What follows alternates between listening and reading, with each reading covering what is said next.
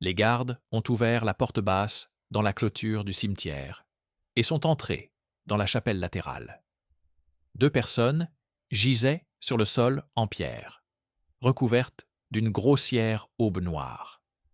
L'homme se leva le premier, leva les mains, mais ne demanda pas grâce et ne discuta pas. La jeune fille s'assit lentement, lissa ses cheveux emmêlés, baissa les yeux et couvrit ses chevilles avec son jupon. La bougie sur le rebord de la fenêtre avait brûlé et coulait en morceaux blancs sur une assiette en argile. La clé de la porte du cimetière dépassait de la serrure à l'intérieur. À côté, gisait une corde en cuir qui servait habituellement à fermer les couvercles des ossuaires. Près du mur se trouvait un broc d'eau, et sur un morceau de tuile gisait un morceau de pain rassis. Le commandant de la garde jeta un bref coup d'œil autour de lui et fit signe à ses subordonnés. L'homme fut ligoté. La jeune fille fut relevée et se leva, sans résistance, pour se tenir à côté de lui. Ils furent conduits dans la cour, sous le porche du réfectoire du monastère, où se rassemblaient déjà les moines, les serviteurs et les garçons de cour. Le moine trésorier apporta une petite planche et commença à noter l'heure, les noms et les signes distinctifs. Il entendit quelqu'un murmurer « C'est la fille du bourreau ». Le murmure se propagea rapidement, et les visages des gens devinrent tendus et impénétrables, comme si chacun avait mentalement reculé d'un pas, pour que ce lien ne le touche pas. Cette nuit marqua le début de la fin pour tous les deux, alors que leur vie avait été différente jusqu'alors. L'homme s'appelait Félix. Il était moine, confessait les pauvres, apprenait à lire et à écrire aux garçons, et allait parfois au cimetière pour aider le gardien à compter les ossements et à inscrire les noms sur les couvercles des ossuaires. Il avait une voix douce, se disputait rarement, savait écouter et expliquer calmement comment faire ses devoirs. Les gens venaient le voir pour se plaindre de leurs voisins et lui demander de prier pour les malades. Le supérieur l'appréciait pour son bon sens et parce qu'il ne cherchait pas à blâmer les autres. Il avait les mains délicates d'un copiste et l'habitude de ne pas regarder son interlocuteur dans les yeux plus longtemps que nécessaire, afin que celui-ci ne se sente pas surveillé.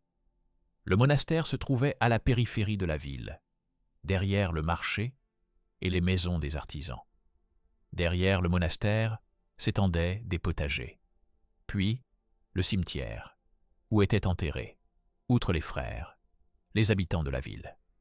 La jeune fille s'appelait Martha. Son père était le bourreau de la ville. Il vivait avec sa fille, dans une maison près des remparts, à côté d'une grange, où étaient entreposés des roues, des bancs, des chaînes et d'autres objets dont les habitants préféraient ne pas parler. Le père était taciturne, ne buvait pas, et on évitait de le contredire. Martha s'occupait de l'économie domestique, achetait de la viande et des céréales dans les marchés éloignés, où les vendeurs ne posaient pas de questions superflues. Elle n'avait pas de prétendant. Personne ne voulait se marier avec la fille du bourreau. Elle avait les épaules droites, les mains propres, les ongles soigneusement coupés. Elle marchait vite et parlait doucement. Quand une voisine tombait malade et qu'il n'y avait personne pour lui apporter de l'eau, Martha lui en apportait, puis retournait chez elle et fermait le portail. Elle ne souriait pas aux enfants dans la rue, mais si l'un d'eux tombait, elle l'aidait à se relever, sans un mot, et essuyait son sang avec un mouchoir. Leurs chemins se sont croisés au cimetière. Martha a apporté un petit sac avec un mouchoir et a demandé à voir la tombe de sa mère. Sa mère était morte quand Martha était encore enfant. Elle avait été enterrée dans une fosse commune. et l'emplacement exact avait été oublié. Le gardien a conduit Martha chez Félix, car Félix avait noté les noms des personnes décédées ces dernières années.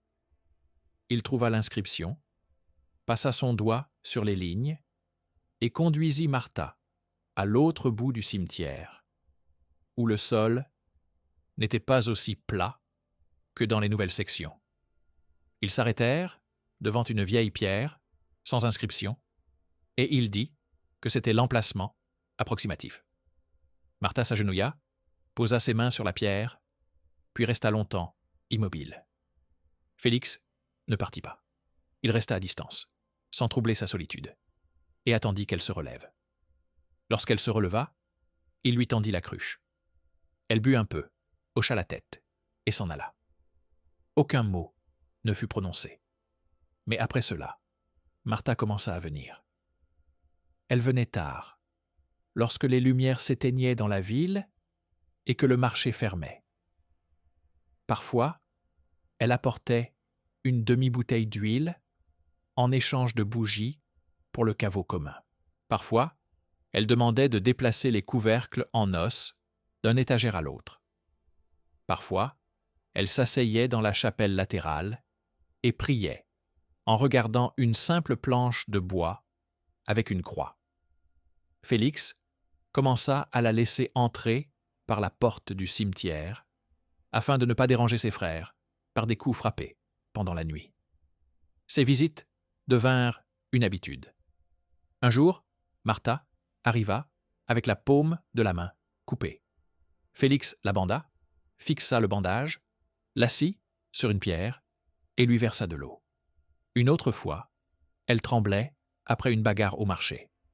Un marchand avait crié devant tout le monde que la fille du bourreau n'avait pas le droit de passer entre les rangées. Félix l'assit à l'ombre des dalles de pierre, sortit un morceau de pain du placard et lui laissa le temps de se remettre. Il l'écoutait raconter, les yeux fixés au sol, brièvement et avec retenue, sans se plaindre, les aléas de la journée. Elle savait garder un visage impassible. Mais parfois, ses doigts se crispaient trop fort. Et il remarqua qu'il lui restait ensuite de longues marques blanches sur la peau. Il ne donnait pas de conseils. Il était simplement là. Les rumeurs commencèrent à circuler d'elles-mêmes. Quelqu'un avait vu Martha à la porte arrière. Quelqu'un avait remarqué trop tard la lumière dans la chapelle latérale.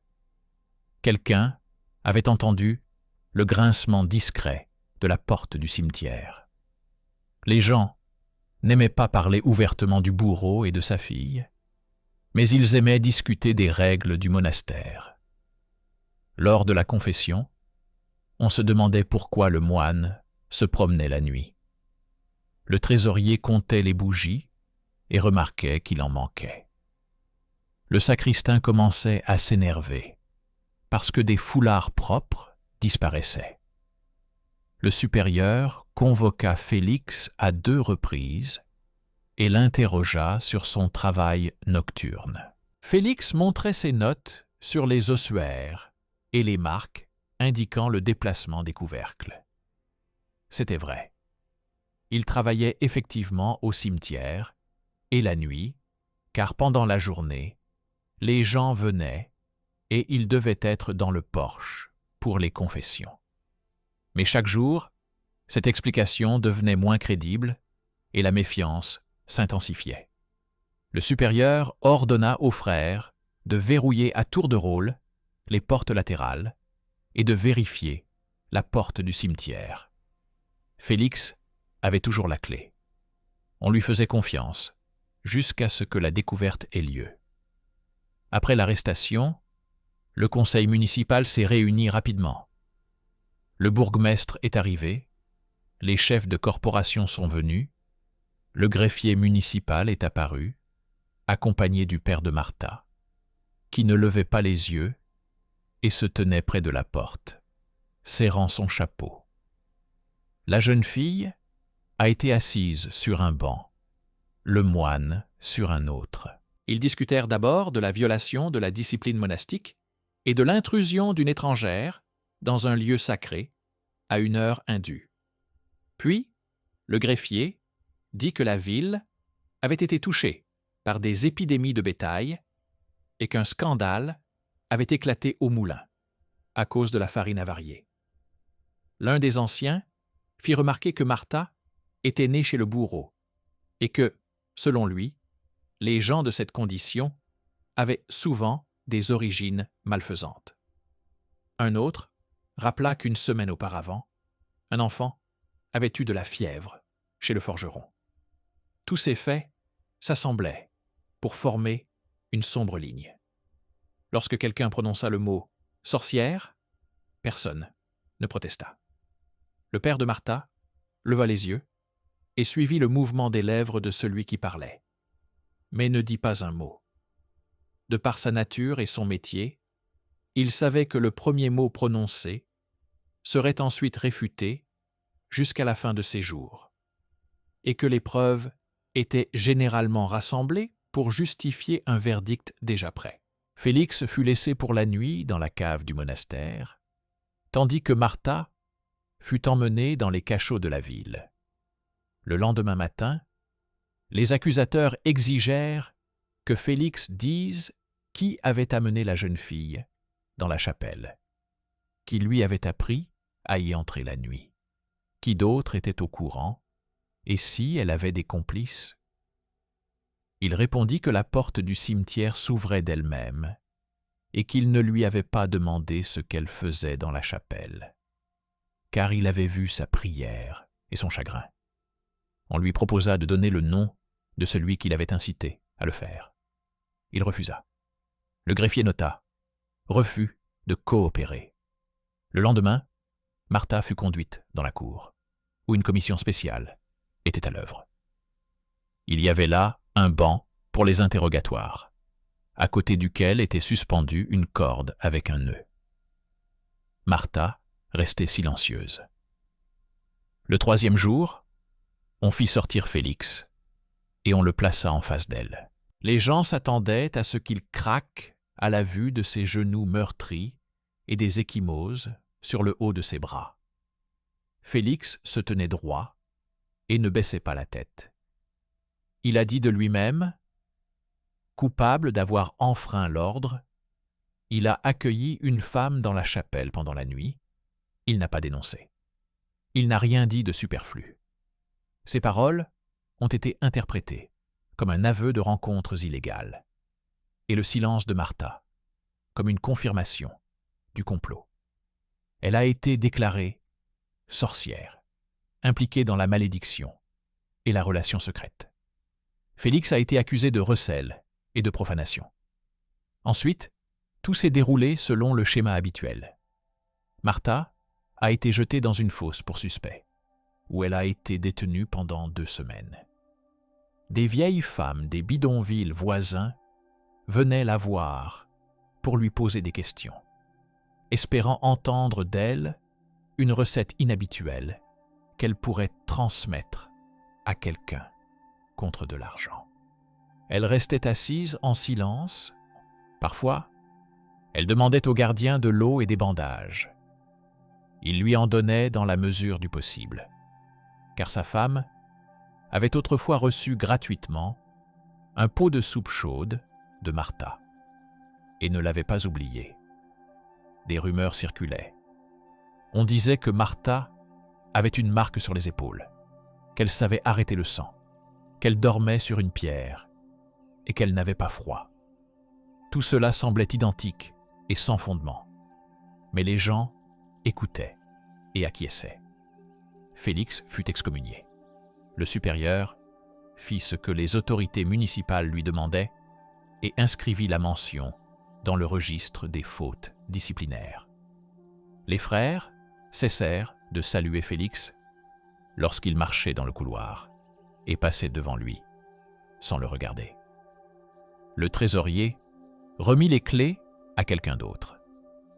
Félix fut installé dans une petite chambre, séparée dans le grenier de la bibliothèque, et on lui donna un travail de copiste, sans le droit de sortir des murs. Il accepta cela sans protester et écrivait soigneusement, régulièrement, sans bavure. Le père de Martha vint 2 fois à la porte du monastère. La première fois, il resta silencieux et regarda les battants jusqu'à ce que le portier s'approche et lui demande de partir. La deuxième fois, il frappa et tendit au portier un paquet de viande crue et un pot de lait. Le portier ne les prit pas. Les voisins ont vu le bourreau rentrer chez lui et ont dit qu'il mourait de honte. En réalité, il était resté tel qu'il était auparavant, calme, sec, sans habitude d'expliquer. La nuit, il s'asseyait devant la porte de sa fille et écoutait sa respiration. Quand on l'emmena dans la casemate, il s'assit devant la porte vide et écouta le silence. Mais seuls les murs de sa maison et lui-même le savaient. Le procès eut lieu sur la place publique. Marthe fut amenée et placée face aux anciens. Les gens voulaient qu'elle dise quelque chose, car son silence les irritait. Le greffier lut les chefs d'accusation. On l'interrogea sur les potions, les poudres, les paroles qu'elle prononçait dans la chapelle. Elle répondit brièvement, elle priait. On l'interrogea sur ses rendez-vous nocturnes.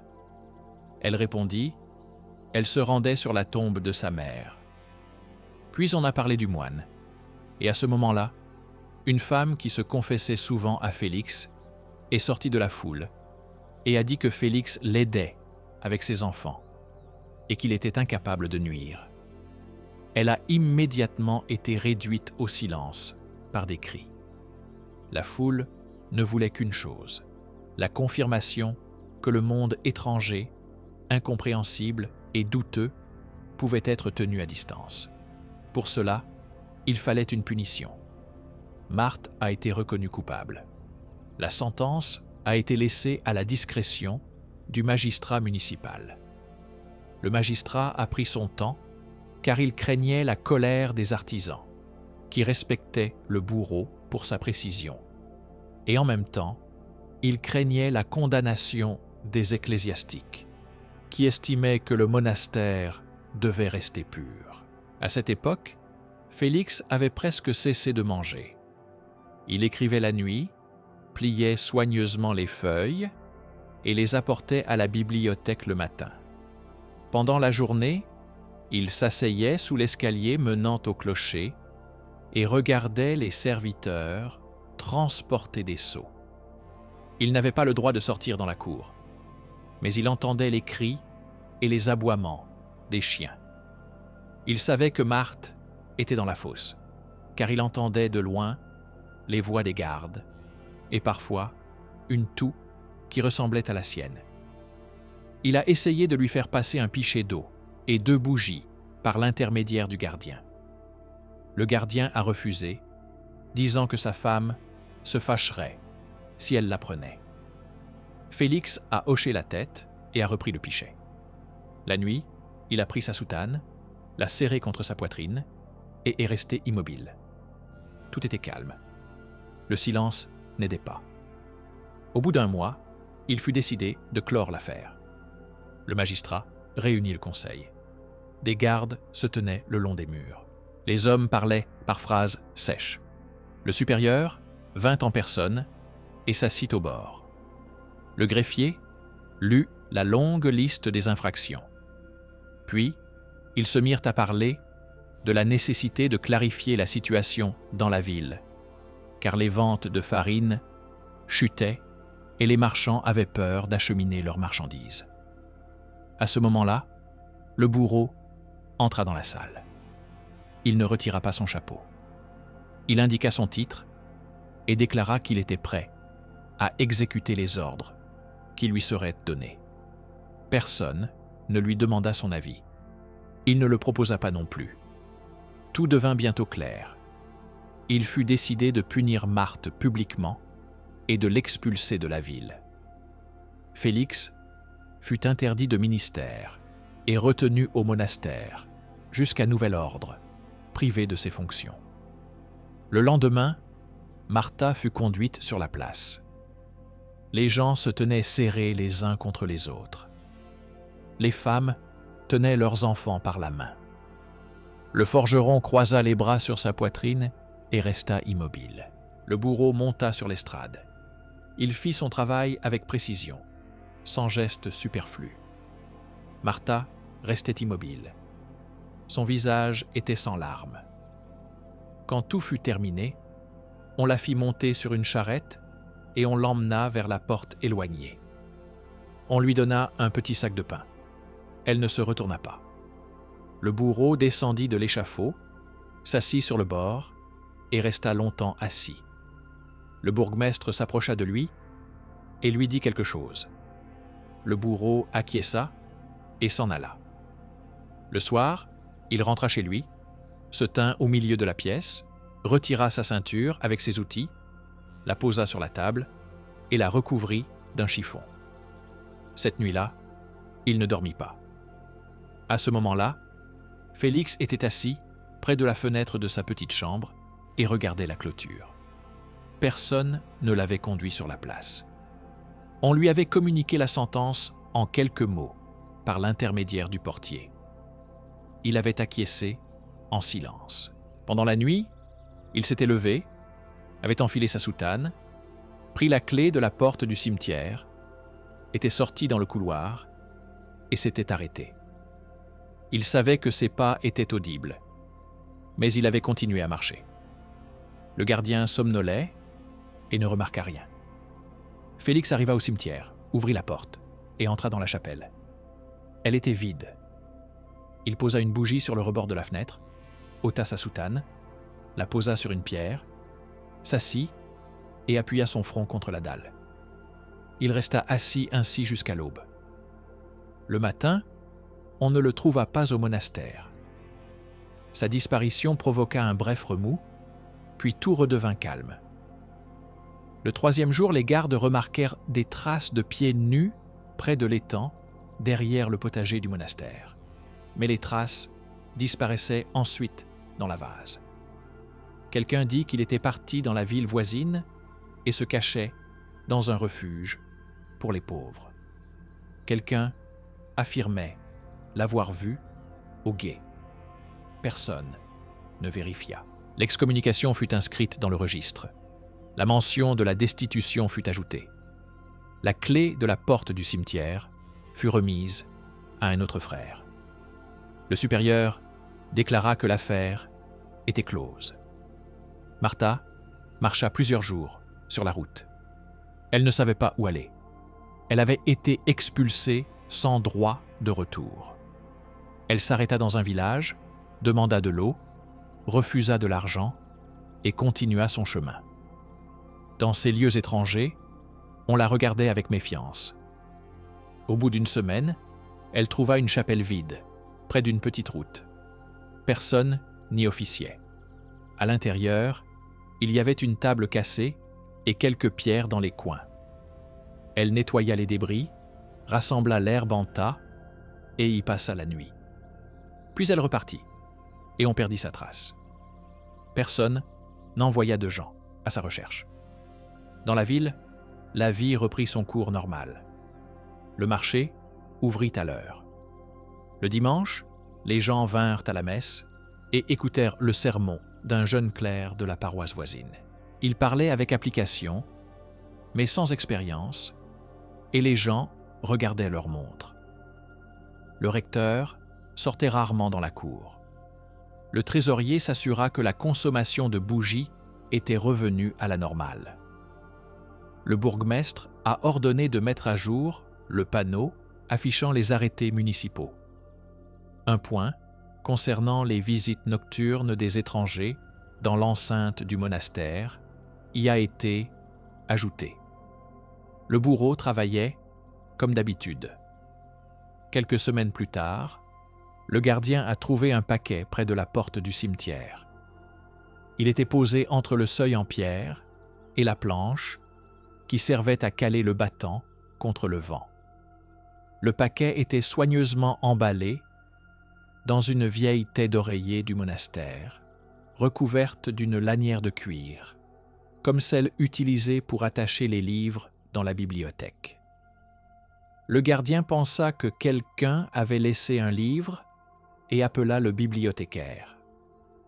Ensemble, ils déplièrent le tissu et découvrirent un nouveau-né. L'enfant était calme. Il ne pleurait pas. Il serrait seulement les poings. Il avait une petite cicatrice au-dessus du sourcil gauche, comme si la peau avait été coupée à cet endroit et s'était refermée. Le visage de l'enfant rappelait les traits auxquels tout le monde était habitué au monastère. Des pommettes étroites, un nez droit, un petit creux au menton. Le portier fit le signe de croix, par habitude, puis se souvint qu'il ne devait se rappeler aucun lien, ferma la bouche et emmena l'enfant chez le supérieur. Au monastère, ils délibérèrent pendant 3 heures. Les frères discutaient à voix basse. Certains disaient qu'il fallait remettre l'enfant à l'orphelinat de la ville. D'autres disaient que l'orphelinat était surpeuplé et que l'enfant n'y survivrait pas. Le trésorier parlait des dépenses. Le bibliothécaire restait silencieux. Le sacristain remarqua la taie d'oreiller et le ruban, mais ne dit rien. Finalement, ils décidèrent de laisser le bébé aux servantes du monastère, jusqu'à ce qu'ils trouvent une femme capable de l'allaiter. Le lendemain, on trouva une veuve avec un bébé dans les bras qui n'avait pas de lait pour son enfant. On lui donna un travail à la cuisine et elle se mit à nourrir les deux. Les moines inscrivirent l'enfant dans le registre des biens comme enfant trouvé sans nom. On ne lui donna pas de nom. À la question de son origine, on répondait que cet enfant avait été trouvé à la porte du cimetière. Cela suffisait. Les habitants de la ville ont rapidement entendu parler du bébé. Au marché, ils discutaient de son origine. Certains disaient qu'il venait d'une religieuse d'une paroisse lointaine.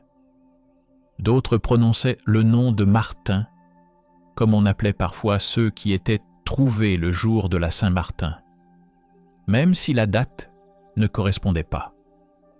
Le nom ne s'est pas imposé. L'enfant grandit dans la cuisine et les couloirs. Les domestiques le nourrissaient, le couchaient près du poêle la nuit et le transportaient dans un panier pendant la journée, pendant qu'il râpait des carottes et nettoyait du poisson. L'enfant ne pleurait presque jamais la nuit et regardait les gens calmement, sans crainte. Il avait les doigts fins. Lorsqu'il apprit à marcher, le bibliothécaire commença à lui donner des bouts de parchemin. Et l'enfant aimait caresser de la main la douceur du papier neuf. Les gens disaient de plus en plus souvent que le visage du garçon lui ressemblait. Le mot « lui » était prononcé à voix basse et sans précision. Au bout d'1 an, ces mots devinrent une habitude, comme si la ville avait accepté un nouveau signe sur le mur et avait cessé de le remarquer.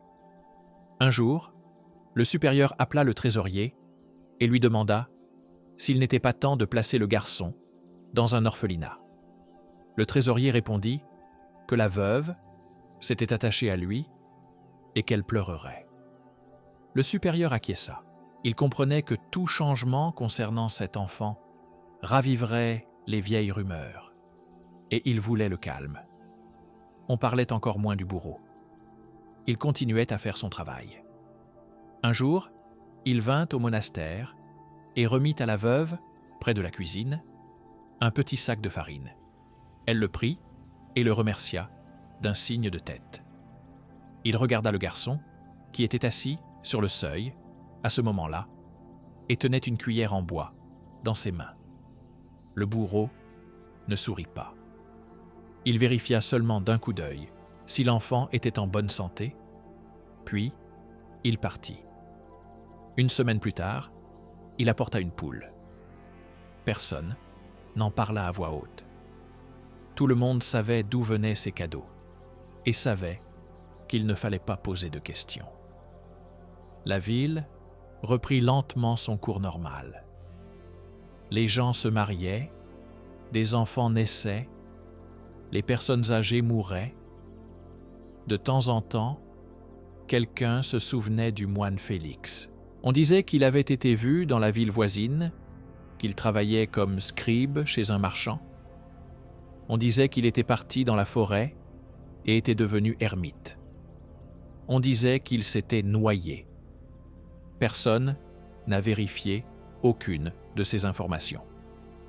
Le supérieur a un jour écrit une lettre au monastère voisin pour demander des nouvelles du moine, mais il n'a pas reçu de réponse. Il a mis la lettre dans une boîte et l'a fermée. Le garçon grandit et commença à apporter des livres au bibliothécaire. Ce dernier remarqua que l'enfant prenait les livres avec précaution, sans froisser les bords ni déchirer la reliure. Il se mit à lui confier des tâches simples. Apporter l'encrier, apporter le couteau pour tailler les plumes, ramasser les bouts de parchemin. L'enfant faisait tout correctement et sans précipitation. Quand il eut 7 ans, le bibliothécaire lui donna une plume et lui montra comment tracer les lettres. L'enfant prit immédiatement la bonne inclinaison. Le bibliothécaire regarda et ne dit pas un mot. Il rangea seulement la plume et se mit à réfléchir. Ce soir-là, il se rendit à la chapelle et posa une bougie sur le parapet en pierre. Il ne pria pas pour quelque chose en particulier. Il resta simplement debout. Un jour d'automne, une rumeur malveillante se répandit dans la ville. Une femme du quartier des domestiques dit avoir vu Martha dans la foule près du marché. Elle décrivit son manteau, son foulard et sa démarche. On l'écouta attentivement. Puis on vérifia les listes des personnes qui passaient au poste de garde. Il n'y avait aucune trace d'une femme correspondant à cette description. Les rumeurs durèrent une semaine, puis disparurent. À l'endroit où Martha avait été jetée dans la fosse, les anciens ordonnèrent de poser une nouvelle trappe et de la verrouiller. Personne n'évoqua cette question au conseil. La veuve regardait parfois la route derrière le mur depuis la cuisine et serrait l'enfant contre elle. Il tendait les bras vers elle et se calmait. 2 années supplémentaires s'écoulèrent. Le garçon devint un élève prometteur. On l'appelait de plus en plus souvent à la bibliothèque. Le père de Martha avait vieilli et marchait plus lentement. Il travaillait à contre-cœur, mais sans commettre d'erreur. Un jour, il demanda au trésorier du monastère un morceau de vieille soutane pour faire des chiffons. On lui donna un rouleau troué et taché de cire. Il le prit et le tint longtemps dans ses mains.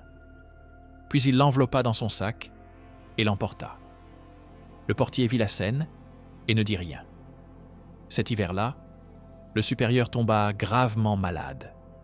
Le monastère fut plongé dans l'agitation pendant 2 semaines. Le trésorier compta la farine, la cuisine prépara du bouillon, le médecin de la paroisse apporta des décoctions. Une nuit, alors que le supérieur était alité, sans force, une femme entra dans la chapelle latérale.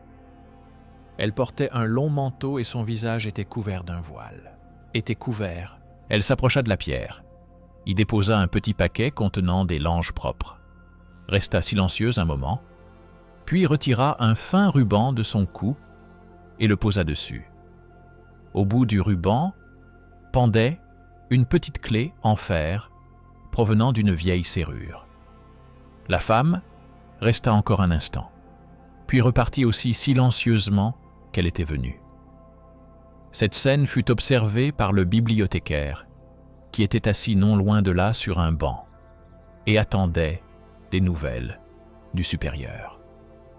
Il ne l'interpella pas. Il se leva, s'approcha de la pierre, regarda le paquet et la clé, reconnut le ruban comme étant celui de la bibliothèque et comprit que rien ne changerait. Il emporta les langes dans la cuisine et les rangea dans l'armoire, gardant la clé pour lui. Le garçon grandit. Ses traits s'affirmèrent et la ressemblance devint de plus en plus frappante. Les gens évitaient d'en parler.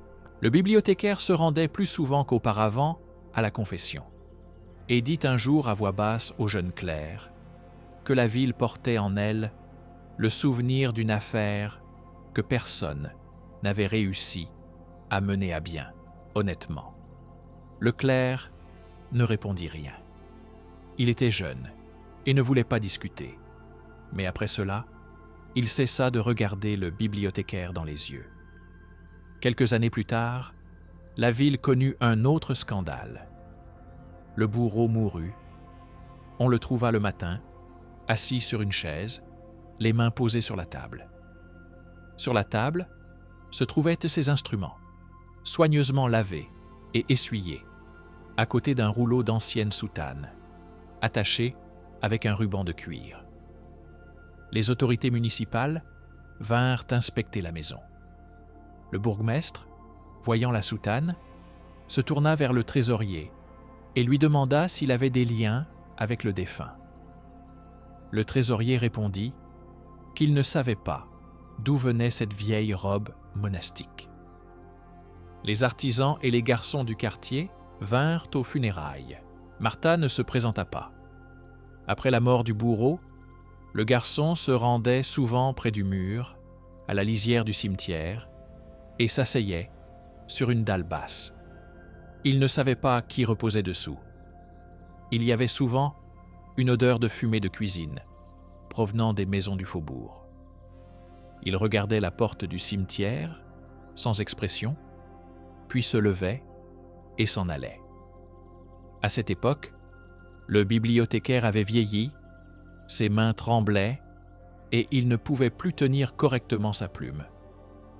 Il demandait de plus en plus souvent aux garçons de recopier les listes. Un an plus tard, le bibliothécaire mourut. Le monastère perdit un vieux serviteur qui savait plus de choses qu'il n'en disait. Dans le coffret du bibliothécaire, on trouva plusieurs rubans, une clé et un morceau de papier, sans inscription. Le trésorier compta tout et rangea le tout dans l'armoire commune. Le garçon prit sa place. Il s'assit à la même table, aiguisa les mêmes couteaux, caressa de la main la même surface de parchemin. Le soir, il se rendait à la chapelle latérale et posait une bougie sur le même rebord de fenêtre où une bougie s'était consumée la nuit où ils avaient été découverts. Il le faisait d'un simple geste, sans un mot. Les gens le voyaient et se taisaient. La ville n'aimait pas les longues conversations sur le passé. Mais le souvenir vivait dans le quotidien, dans la clé qui pendait à un clou, dans la soutane nouée par un ruban, dans le garçon qui était devenu un jeune copiste et ressemblait au moine disparu depuis de nombreuses années. Personne ne voulait prononcer de nom. Personne n'appelait Martha. Parfois, la nuit, l'herbe bruissait près de la porte du cimetière. Parfois, une nouvelle bougie apparaissait sur le rebord de la fenêtre de la chapelle. Quelqu'un la posait et partait sans attendre qu'elle s'allume. Le matin, le sacristain trouvait le moignon et l'emportait dans la sacristie. Le monastère continuait à vivre. Avec le temps, un nouveau pouvoir passa devant la ville, puis l'ancien revint. Dans le registre des fautes disciplinaires, la mention de l'excommunication jaunissait, mais ne disparaissait pas. Dans le registre des biens, l'enfant, trouvé sans nom, reçut une annotation. C'est écrire « apte à travailler à la bibliothèque ». La veuve de la cuisine vieillit et partit chez sa sœur à la campagne. Avant de partir, elle embrassa le garçon, qui était désormais plus grand qu'elle, et lui laissa la cuillère en bois avec laquelle il jouait quand il était enfant. Parfois, des marchands des villes voisines venaient à la foire. L'un d'eux, un homme aux cheveux gris et au visage bienveillant, raconta un jour que dans leur ville vivait un scribe du nom de Félix, décédé quelques années auparavant d'une fièvre. Il le dit sans manifester le moindre intérêt pour les affaires locales. Il parlait comme parlent les gens qui ont beaucoup voyagé, calmement, en constatant les faits, sans regarder ses interlocuteurs dans les yeux. Le gardien qui l'écoutait acquiesça et ne répéta cette nouvelle à personne. Tout se termina dans un silence étrange. Le procès eut lieu, la peine fut exécutée, l'excommunication fut enregistrée, les gens rentrèrent chez eux, l'enfant grandit. Mais l'homme, qui avait autrefois recouvert la jeune fille d'une aube sur la pierre froide, resta dans les mémoires sans tombe et sans réponse. La jeune fille, déclarée sorcière, disparut de la route, laissant derrière elle un trou vide et une courte ligne dans le registre de la ville. La ville a accepté ce vestige comme une évidence. Il n'y avait pas de place pour des conclusions retentissantes. Il restait l'habitude de placer une bougie sur le rebord de la fenêtre de la chapelle et de fermer la porte du cimetière avec la clé qui se trouvait sur le clou du gardien, avec son chapeau lisse, poli par les doigts de quelqu'un. Lorsque le jeune homme, élevé dans la cuisine et la bibliothèque, relia pour la première fois lui-même un gros livre, il choisit pour la couverture un cuir simple, sans ornement. Il cacha soigneusement les cahiers, aligna les bords, posa un poids. Le soir, il apporta le livre à la chapelle et le posa sur la pierre. Personne ne le vit.